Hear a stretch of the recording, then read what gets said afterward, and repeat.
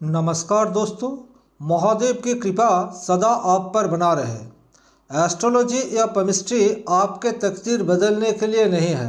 इसके थ्रू आप अपना सही मार्ग को पहचान सकते हैं, जो सक्सेस की सीढ़ी है। मैं पाम रीडर विश्वजीत अपना शिक्षा और तजुर्बा के अनुसार सदैव आपके साथ हूँ। आइए, एक नया वीडियो में आपका स्वागत है। सक्सेस होने का पहला सूत्र क्या है? सक्सेस होने का पहला सूत्र है मेहनत। और दूसरा सूत्र क्या है? अपना जो वीकनेस है, वीकनेस के बारे में अच्छा जानकारी। अगर आप जिंदगी में बहुत आगे बढ़ना चाहते हैं तो मेहनत तो करना ही है, साथ ही साथ आपका जो वीक पॉइंट है उसका इलाज भी कर लेना चाहिए।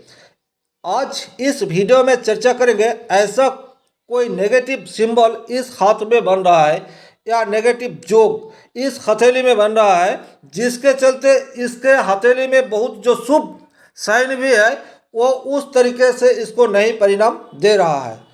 आप अपना हथेली में चेक कीजिए, अगर ऐसा नेगेटिव सिंबल आपके हथेली में भी बन रहा है तो आप कितना भी कोशिश करें लेकिन आपको उस हिसाब से सक्सेस नहीं मिलेगा। तो इस वीडियो में चर्चा करेंगे हाथ में बनने वाले कुछ नेगेटिव साइन और साथ ही साथ उसका रेमेडी या उपाय भी क्या करना चाहिए, इसको भी वीडियो के आखिर में बात करेंगे।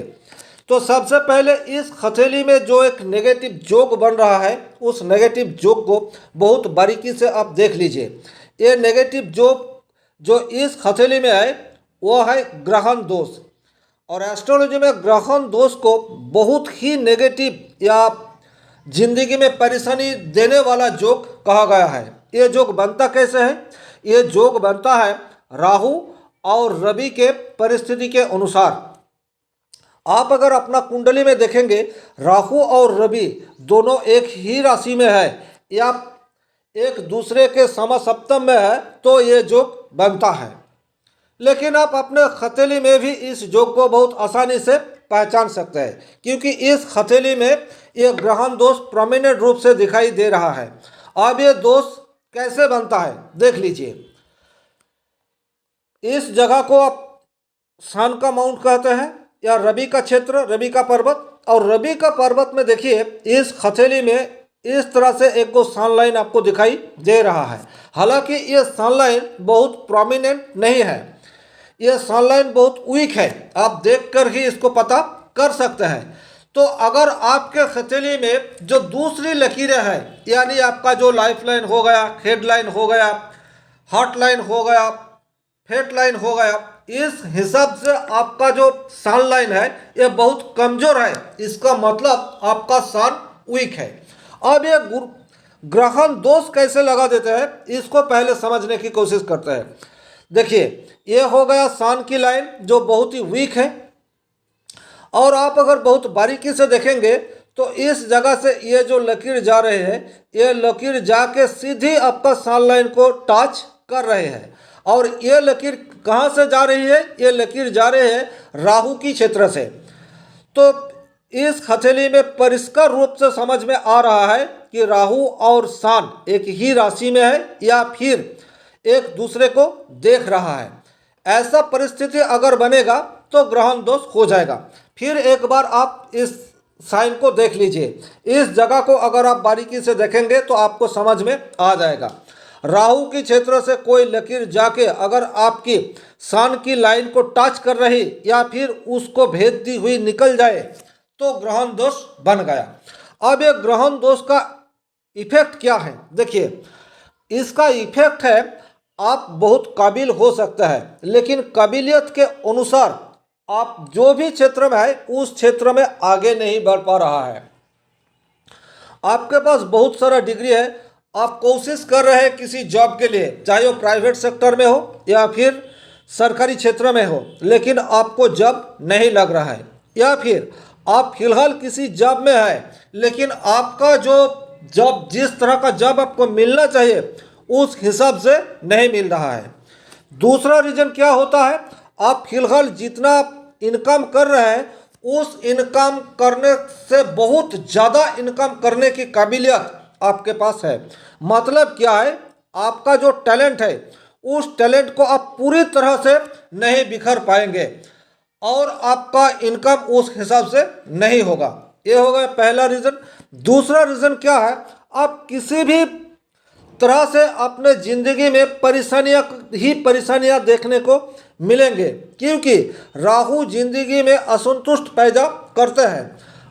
आपके पास जो भी है उस हिसाब से आपको संतुष्टि नहीं मिलेगा। तो इस योग का उपाय क्या है?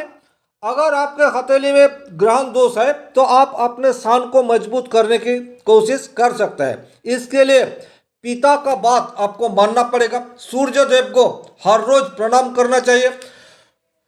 तांबा के लोटा से सूर्य देव को जल अर्पण करना चाहिए।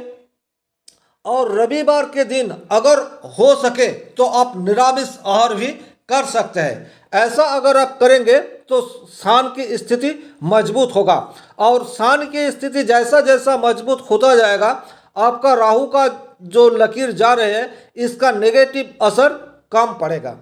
तो ये हो गया इस हथेली में एक नेगेटिव जोक। इसके अलावा इस हथेली में कोई और निशान बन रहा है जो बहुत ही बुरी निशान है। वो निशान क्या है? जिस निशान को मारक रेखा भी कहते हैं, जो जिंदगी में आगे बढ़ने से आपको रोक सकता है। तो वो निशान कहाँ है? वो निशान देखिए, ये हो गया आपका भाग्य रेखा यानी लक लाइन। और लक लाइन अगर इस तरह से बीच में कट जाए तो ये रुकावट पैदा कर देते हैं। एक बार कट जाए तो ठीक है, लेकिन अगर इस लक लाइन बहुत बार या बहुत जगह इस तरह से कट जाए तो परेशानी में बढ़ोतरी हो जाएगा। जैसे कि इस हथेली में आप देख रही हैं, यह प्रोमिनेंट भाग्य रेखा ये तो जा रही है, लेकिन देखिए ये राहु के क्षेत्र से इस तरह का लकीर निकल के ये भाग्य की रेखा को कट रहे हैं। मतलब आपका इनकम में कमी लाएंगे। आप अगर किसी जगह नौकरी कर रहे हैं तो ज़्यादा दिन नौकरी में टिक नहीं पाएंगे, या अगर आप बिजनेस से जुड़ा हुआ है तो उस हिसाब से आपका बिजनेस ग्रो नहीं होता जाएगा। हथेली में कितना भी अच्छा आपका प्लेनेटरी पोजीशन हो, क्योंकि इस हाथ को ही अगर आप देखेंगे तो इस हाथ में आप देखिए ये जो गुरु का क्षेत्र है कितना अच्छा है, लेकिन ऐसा गुरु भी अगर ऐसा नेगेटिव साइन है तो इंसान को बहुत हद तक फायदा नहीं पहुंचा सकते। मरकरी का क्षेत्र भी ठीक ठाक है।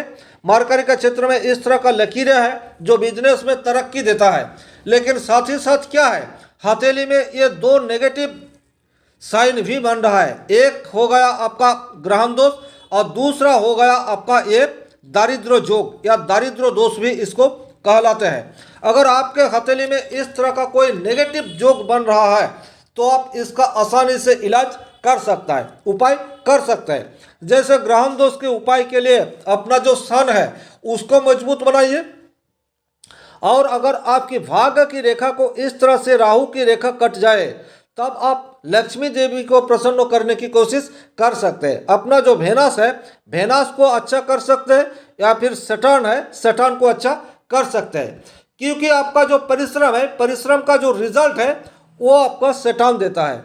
तो अगर बीच बीच में इस तरह से खड़ी रेखा आपके भाग्य की रेखा को काट रहे हैं तो आप सैटर्न की उपाय कीजिए। सैटर्न जब प्रसन्न हो जाएंगे तो राहु का बुरी प्रभाव आपके जिंदगी से हट जाएगा। आशा करता हूँ वीडियो आपको इन्फॉर्मेटिव लगी है। चैनल में पहली बार आए हैं तो चैनल को सब्सक्राइब कर लीजिएगा, बेल आइकन भी दबा दीजिएगा, और वीडियो अच्छा है तो लाइक के साथ साथ ज़्यादा से ज़्यादा शेयर कर दीजिएगा। मिलते हैं दूसरे वीडियो में, तब तक के लिए धन्यवाद, नमस्कार।